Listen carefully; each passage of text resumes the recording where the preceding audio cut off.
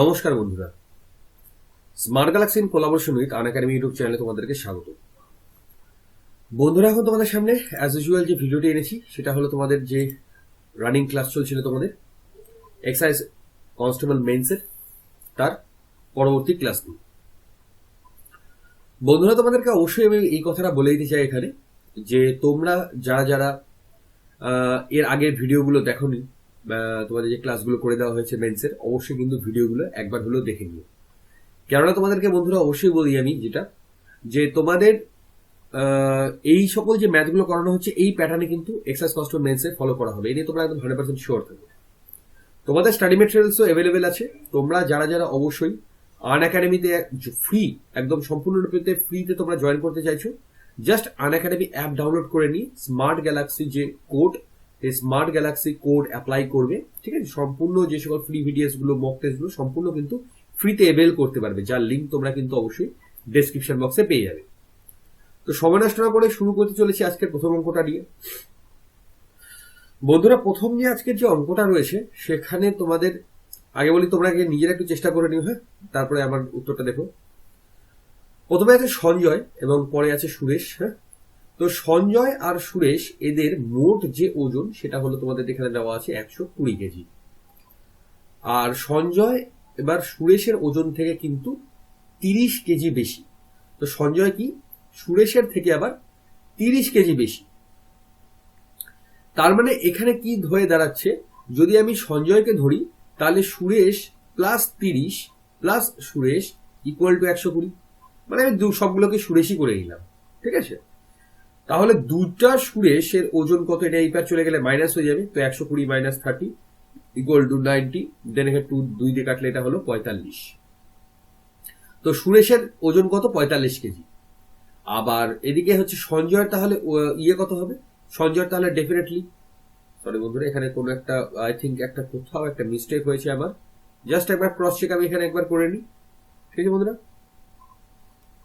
আমাদের অঙ্কটা একদম ঠিক আছে, অসুবিধা নেই। ঠিক আছে, দেখো তো এবার কি হলো, তোমাদের এখানে 45। তো এবার হচ্ছে তাহলে সঞ্জয়ের ওজন কত হবে, সঞ্জয়ের ওজন হবে 45 প্লাস 30 ইকুয়াল টু তোমাদের এখানে কত হচ্ছে 75। তো এখানে কি বলছি, সুরেশ আর সঞ্জয়ের তাহলে অনুপাত কত। তো সুরেশের ওজন হচ্ছে 45 কেজি, সঞ্জয়ের 75 কেজি।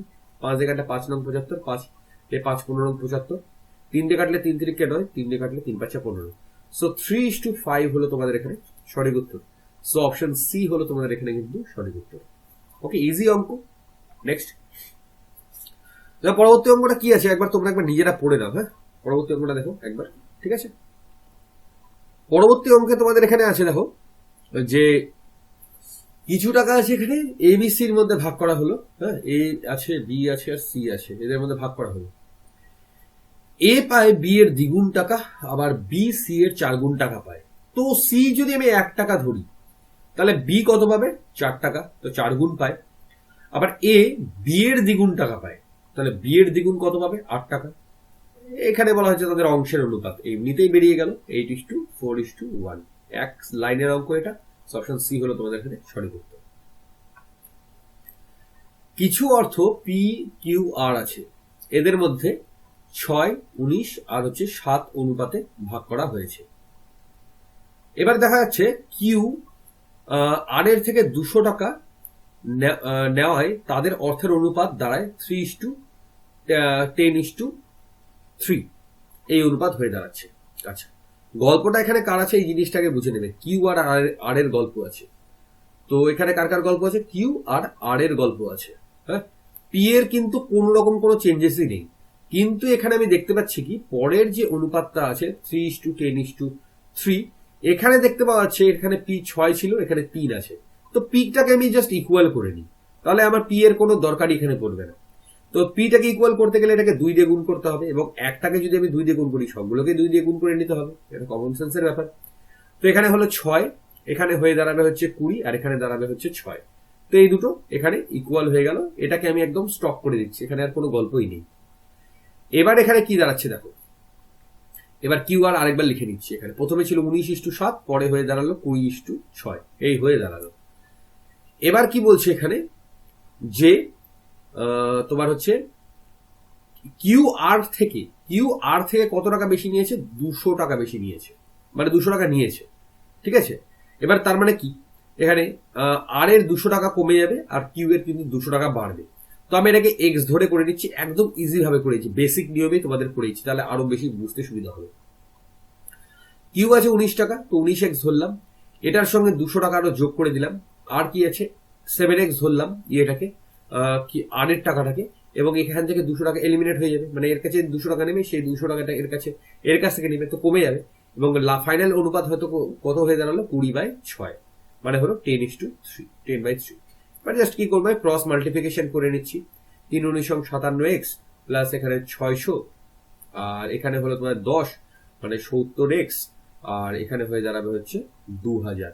ওকে, তো এইবার যদি এটা আসে তাহলে এখানে হবে 13x মাইনাস 13x, আর এখানে হলো মাইনাস 2600, তাহলে মাইনাস মাইনাস কেটে গেল, এক্স এর ভ্যালু কত হয়ে দাঁড়াচ্ছে 200, এক্স এর ভ্যালু কত হলো 200, তো এক্স এর ভ্যালু আমার কত হয়ে দাঁড়াচ্ছে এখানে 200 হয়ে দাঁড়াচ্ছে।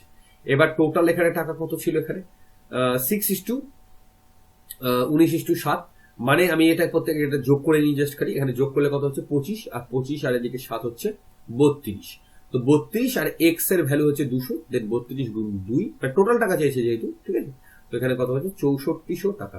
সো অপশন এ হলো তোমাদের এখানে সঠিক উত্তর। ইজি অঙ্ক এটাও ছিল। ওকে, নেক্সট কোশ্চেন দেখো,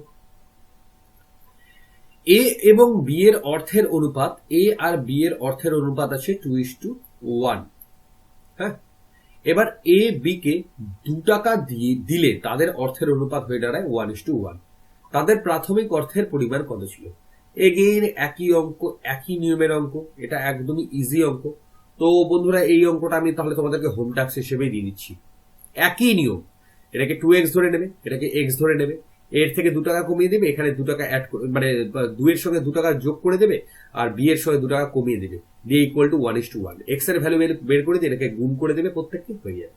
ঠিক আছে, এটা তোমাদের টাস্ক দিয়ে দিলাম, এটার উত্তর তোমরা কমেন্ট সেকশনে আমাকে জানাবে, মানে ঠিক আছে। দেখো নেক্সট অঙ্কে এগিয়ে যাচ্ছি। তিনটি সংখ্যার অনুপাত আছে কত 5:7:9, এই হলো তিনটা সংখ্যার অনুপাত। প্রথম ও তৃতীয় সংখ্যার যোগফল দ্বিতীয় সংখ্যা অপেক্ষা 49 বেশি। প্রথম আর তৃতীয় সংখ্যার যোগফল কত, এখানে যোগফল হচ্ছে 14, দ্বিতীয় সংখ্যা কত আছে 7, এদের অপেক্ষা 49 বেশি, কিন্তু এখানে আমি কত দেখতে পাচ্ছি 7 বেশি, মানে প্রথম আর তৃতীয় সংখ্যার যে যোগফল এটা হলো, এখানে দেখা যাচ্ছে 7 বেশি, বাট বাস্তবে কত আছে, বাস্তবে আছে 49 বেশি। তো এটাকে 7 দিয়ে যদি গুণ করি তাহলে এটা 49 বেরিয়ে যাবে, ক্লিয়ার এটা? তো 7 দিয়ে গুণ করলে 49 বেরিয়ে যাবে, তার মানে কি এদের প্রত্যেকের সঙ্গে 7 কিন্তু গুণ আকারে আছে।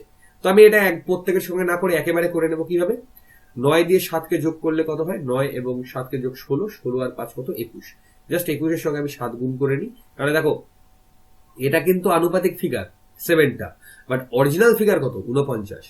ঠিক আছে, এই অরিজিনাল ফিগারটা জাস্ট কত গুণ, কেন আনুপাতিক হারে কত গুণ হলো সেটাই কিন্তু আসল বিষয়। তো যেহেতু এখানে 7 গুণ আছে, তো প্রত্যেকের সঙ্গে 7 গুণ থাকবে। তো এখানে জাস্ট আমি এটা কি করলাম, যেহেতু টোটাল সংখ্যা তিনটারই যোগফল চেয়েছে, তো তিনটা যোগ করলে কত হচ্ছে 21, বাট বাস্তবে কত গুণ 7, কারণ এটার সঙ্গে 7 গুণ বেরিয়ে গেল আমার, তো 147 হলো তোমাদের এখানে সঠিক উত্তর। তো অপশন এ হলো তোমাদের এখানে সঠিক উত্তর। ঠিক আছে, অপমত অঙ্কটা দেখো কি আছে, 6 নম্বর অঙ্কটা, 20 লিটার মিশ্রণ, এর মধ্যে হচ্ছে দুধের অনুপাত 5 আর জলের অনুপাত 3, দুধ আর হচ্ছে এই হলো জল। যদি 4 লিটার মিশ্রণ তুলে নিয়ে সমপরিমাণ দুধ মেশানো হয়, তবে দুধ এবং জলের অনুপাত কত হয়ে দাঁড়াবে? একদমই ইজি অঙ্ক, ঠিক আছে, বেসিক কনসেপ্ট থেকে এটা কিন্তু অঙ্কটা হয়ে যাবে। সবার আগে দেখে নিয়ে যে এখানে দুধ কতটা আছে এবং জল কতটা আছে। 20 লিটারের মধ্যে এখানে টোটাল কত হচ্ছে 8, মানে 8 ভাগের 5 ভাগ হচ্ছে দুধ এবং জল হলো 3 ভাগ। তো 20 লিটারের মধ্যে 5 ভাগে মানে 8-এর 5 হলো এখানে দুধ, আর 20 লিটারের মধ্যে 3-এর 8 হলো এটা হলো জল। এবার আমাকে কি বলেছে, এখান থেকে কি তুলে নেওয়া হচ্ছে, 4 লিটার আমার এখানে মিশ্রণ তুলে নেওয়া হচ্ছে। ঠিক আছে, এবার যখন আমার এখানে 4 লিটার এখানে আমার মিশ্রণ তুলে নেওয়া হবে, তো আমার কি হবে, দুই দিক থেকে কিন্তু 4 লিটার করে আমার এলিমিনেট হবে। আর দুই দিক থেকে যদি 4 লিটার করে এলিমিনেট হয়, তাহলে কিন্তু রেশিও কিন্তু পাল্টানোর এখানে কিন্তু কোন রকম কোনো গল্প এখানে থাকছে না। তো একেবারে করে নিচ্ছি, এখানে এটা লেখার আর কোনো দরকার নেই। তা যদি 4 লিটার এখান থেকে কমে কত হবে, এটা 16 লিটার হয়ে যাবে। এবার এই 16 লিটারের মধ্যে 5-8 হলো দুধ, আর জল হচ্ছে 16 লিটারের মধ্যে 3-8, মানে দুধ কত হয়ে দাঁড়াচ্ছে এখানে, দুধ হয়ে দাঁড়াচ্ছে এখানে 10 লিটার, আর এখানে জল হয়ে দাঁড়াচ্ছে 6 লিটার। এবার কি বলছে, সমপরিমাণ আবার দুধ মেশানো হয়, তো দুধ আরো 4 লিটার মেশানো হলো, তার মানে কত হচ্ছে 14, আর এখানে লাস্টে জল হয়ে দাঁড়াচ্ছে 6, তো 2 দিয়ে কাটলে 7, 2 দিয়ে কাটলে 3, তো 7:3 will be the right answer. First option A হলো তোমাদের এখানে সঠিক উত্তর। ঠিক আছে, একদমই বেসিক অঙ্ক, একদম ইজি অঙ্ক, এখানে ভয় পাওয়ার কিছু নেই। ঠিক আছে, নেক্সট দেখো, এ ও বি এর বর্তমান বয়সের অনুপাত হচ্ছে 4:5। 18 বছর আগে অনুপাত হচ্ছে তোমাদের ছিল 11:16। এ এবং বি এর বর্তমান বয়সের সমষ্টি কত? ঠিক আছে, বর্তমান বয়সের এখানে সমষ্টিটা চেয়েছে। ঠিক আছে, সিঙ্গেল হলে তো এমনিতে অপশন টেস্টে বেরিয়ে যেত, এটা তোমাদেরকে একটু আমি করেও দিচ্ছি, দাও। ঠিক আছে, জাস্ট একদম বেসিক ফর্মুলাতে এখানে করে দিচ্ছি, একদমই ইজি ফর্মুলা এটা। দেখো 4x আর এটাকে ধরে নিচ্ছি আমি 5x। ঠিক আছে, তো 18 বছর আগে মানে এটারও 18 বিয়োগ, এটারও 18 বিয়োগ। ঠিক আছে, এদের অনুপাত হয়ে যাচ্ছে 11:16।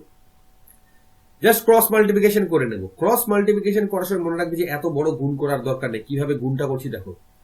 16 দিয়ে 4 16 64, আর এখানে হলো 5 11 55, তো এক্স গুলো একদিকে চলে আসবে। তো 64 থেকে যদি 55 আমি বাদ দিই, কথাগুলো প্রত্যেকটা শুনবে, হ্যাঁ, 64 থেকে যদি 55 বাদ দিই তাহলে হবে এখানে 9x।